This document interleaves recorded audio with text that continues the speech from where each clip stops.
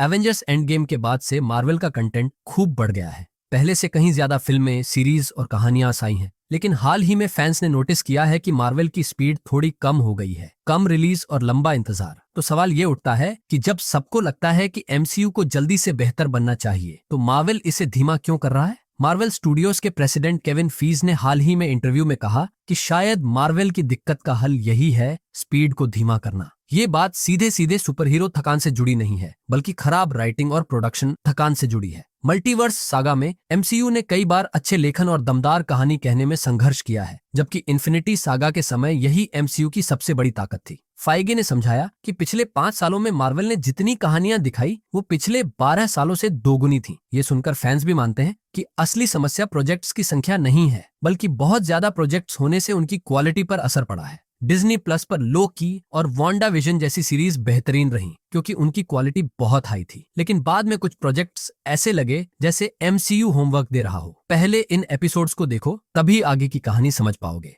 फाइगे ने कहा कि अब वो खासकर फिल्मों पर फोकस करेंगे, टीवी प्रोजेक्ट्स पर नहीं, और फिल्मों की स्पीड को थोड़ा धीमा करेंगे ताकि वो फिर से बेहतरीन कहानी बना सकें। उन्होंने कहा, मुझे लगता है कि स्लो डाउन जरूरी है। अब हमारे पास फैंटास्टिक 4 है, स्पाइडरमैन ब्रांड न्यू डे है, और फिर 1 साल बाद एवेंजर्स डूम्सडे। मुझे लगता है दर्शकों को थोड़ा वक्त देना ठीक है, ताकि वो फिर से थिएटर में हमें मिस करें और हम धमाकेदार वापसी करें। अब फैंस का सबसे बड़ा सवाल है, क्या डूम्सडे के लिए हमें पर्याप्त बिल्डअप मिला है? क्या हमें डूम को समझने का मौका मिलेगा ताकि हम उससे नफरत भी कर सकें और कहानी को महसूस भी कर सकें? फाइगे को टीम, कास्ट, राइटर्स और प्रोडक्शन पर पूरा भरोसा है, और वो कह रहे हैं कि हमें चिंता करने की जरूरत नहीं। लेकिन हकीकत ये है कि मल्टीवर्स सागा में कई पोस्ट क्रेडिट सीन ऐसे हैं जिनका अब तक कोई नतीजा नहीं निकला।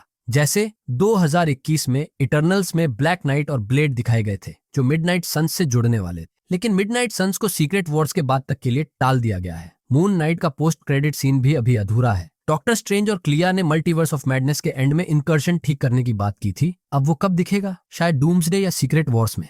फिर 2021 में शांग-ची के एंड क्रेडिट में 10 रिंग्स के बीकन दिखाए गए थे, जो शायद अब डूम की टेक्नोलॉजी से जोड़ देंगे। और हाँ, थॉर लव एंड थंडर में हेरक्यूलिस का इंट्रोडक्शन हुआ था, वो अब कहाँ फिट होगा? शायद सीक्रेट वॉर्स के बाद। इसके बाद एंटमैन एंड द वॉस्प क्वांटोमेनिया में काउंसिल ऑफ कैंग्स दिखाए गए थे। लेकिन अब जब कैंग की स्टोरी लाइन बदल गई है, तो फैंस उम्मीद कर रहे हैं कि डूम स्क्रीन पर आकर खुद कैंग्स को खत्म करेगा और अपनी ताकत दिखाएगा। केविन फाइगी और मार्वल स्टूडियोज मानते हैं कि स्लो डाउन से इन सभी कहानियों को फिर से सही ढंग से बनाने और एक नए एमसीयू की शुरुआत करने का मौका मिलेगा। पुराने कैरेक्टर्स जैसे मिडनाइट सन्स, इटर्नल्स, नए गार्डियंस और डिज्नी प्लस के सारे नए हीरोज को भी रीसेट के बाद चमकने का मौका मिलेगा। अब इस पर आपका क्या विचार है? नीचे कमेंट्स में बताइए।